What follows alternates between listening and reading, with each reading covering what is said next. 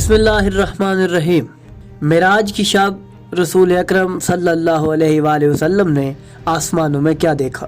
معراج کے خطرناک رازوں میں سے وہ کون سا راز تھا جسے حضرت سلمان محمدی نے دیکھا؟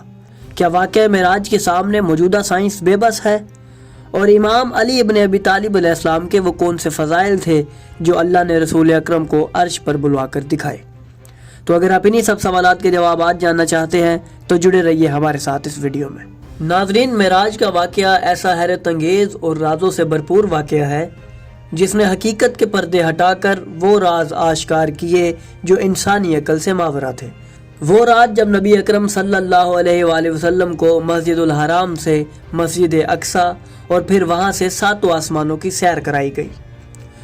اس رات نے کائنات کے پوشیدہ رازوں کو بے نقاب کیا، اور اس عظیم سفر میں رسول اکرم نے عرش پر جا کر فرشتوں سے اہل بیت کے ان فضائل کا ذکر کیا جنہیں جان کر فرشتوں کا ایمان مضبوط ہو گیا۔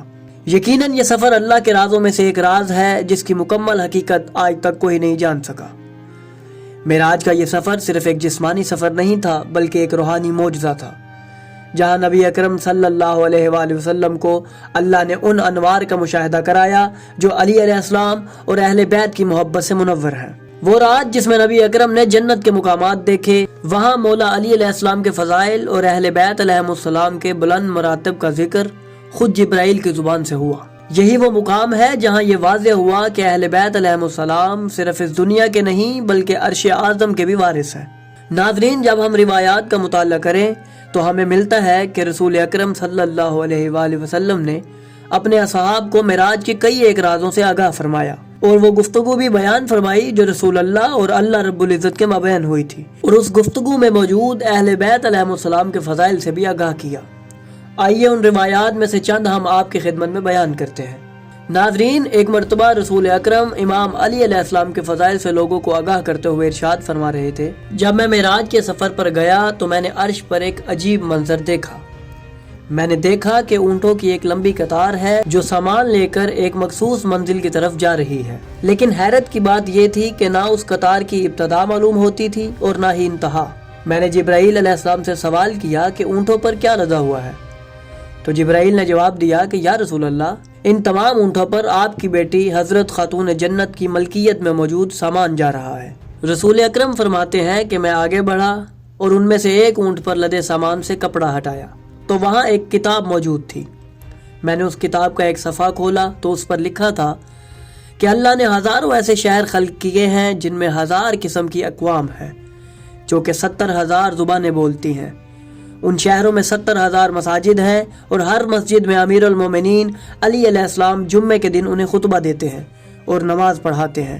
ناظرین، اسی طرح کی ایک روایت حضرت سلمان محمدی سے بھی منقول ہے کہ جب انہوں نے خیبر کے دن رسول اللہ سے معراج کے رازوں میں سے چند راز دریافت کیے تو آپ صلی اللہ علیہ وآلہ وسلم نے حضرت سلمان محمدی کو ایک مقام میں داخل ہونے کا حکم دیا۔ وہ فرماتے ہیں کہ جب میں وہاں گیا تو گویا میں کسی نئی دنیا میں چلا گیا، اور وہاں میں نے کئی مساجد دیکھیں جو ایک دوسرے سے مختلف تھیں اور ان میں موجود لوگ بھی ایک دوسرے سے الگ تھے، اور مسجد کے منبر پر امام علی ابن ابی طالب علیہ السلام موجود تھے اور مختلف زبانوں میں انہیں واعظ فرما رہے تھے۔ ناظرین، ایک روایت میں موجود ہے کہ حضرت سلمان محمدی ان میں سے ایک مسجد میں گئے اور امام علی علیہ السلام کا مکمل خطبہ بھی سنا۔ وہ مکمل خطبہ بھی کتابوں میں موجود ہے۔ ناظرین، واقع معراج میں ایسے کئی راز ہیں جن کا ثبوت آج سائنس ہمیں فراہم کر رہی ہے۔ آپ سب نے وارم ہول اور بلیک ہول تھیوری کا نام تو سنا ہوگا، اس واقعے میں بھی کچھ اسی طرح کے راز پوشیدہ ہیں۔ ناظرین، معراج کی شب رسول اکرم صلی اللہ علیہ وآلہ وسلم امام علی علیہ السلام کی بہن حضرت ام ہانی کے گھر آرام فرما رہے تھے، جہاں سے آپ کو کعبہ لے جایا گیا اور وہاں سے بیت المقدس، جس سے ثابت ہوتا ہے کہ مسجد الحرام میں کوئی ایسے خاص غیبی دروازے موجود ہیں جن میں مختلف عوالم تک رسائی ممکن ہوتی ہے۔ نیز رسول اکرم کا ایک لمحے میں تمام آسمانوں کی سیر کرنا بھی ایک عظیم راز ہے، اور یہ اس قدرت کی طرف اشارہ ہے جو اللہ نے اپنی حجت کو عطا فرمائی ہے۔ ناظرین، کیا آپ جانتے ہیں کہ رسول اکرم صلی اللہ علیہ وآلہ وسلم نے معراج کی رات جنت، عرش اور آسمانوں پر کیا لکھا ہوا دیکھا؟ تو یہ راز بھی ہمیں کتابوں میں ملتا ہے۔ ایک روایت کے مطابق آپ نے ارشاد فرمایا، میں نے جنت میں جب بھی کوئی درخت، پتا، دیوار اور دروازہ دیکھا تو ان تمام اشیاء پر نورانی قلم سے علی لکھا ہوا تھا۔ नाज़रीन, वाक़या मेराज अपनी वुसअतों, राज़ों और हैरत अंगेज़ पहलुओं के साथ हमारे ईमान को मज़ीद तक़वियत देता है। यह वाक़या सिर्फ़ एक मोजज़ा नहीं बल्कि हकीकत के उन दरीचों को खोलने का ज़रिया है जो इंसान की महदूद अकल से बाहर है। मेराज की शब रसूल अकरम ने ना सिर्फ कायनात की बेशुमार हकीकतों का मुशाहिदा किया बल्कि अहले बैत अलैहिमुस्सलाम के वो फ़ज़ाइल भी देखे जो हर मखलूक के लिए निशान राह हैं। जन्नत के दरख्तों पर, आसमान के सितारों में और अर्श के दरवाज़ों पर इमाम अली अलैहिस्सलाम का जिक्र एक वाज़ेह पैगाम देता है कि अहले बैत की मोहब्बत कायनात की बुनियादों में शामिल है। ये वो हकीकत है कि जिसके आगे आज भी साइंस बेबस है और इंसान का इल्म हैरत में डूबा हुआ है। नाज़रीन, मेराज का ये सफ़र हमें दावत देता है कि हम अपने ईमान को मजबूत करें और उन राज़ों पर गौर करें जो अल्लाह ने अपने महबूब हज़रत मोहम्मद सल्लल्लाहु अलैहि वसल्लम के ज़रिए हम तक पहुँचाए। क्या हम इन अजीम हकीकतों को समझने के लिए तैयार हैं?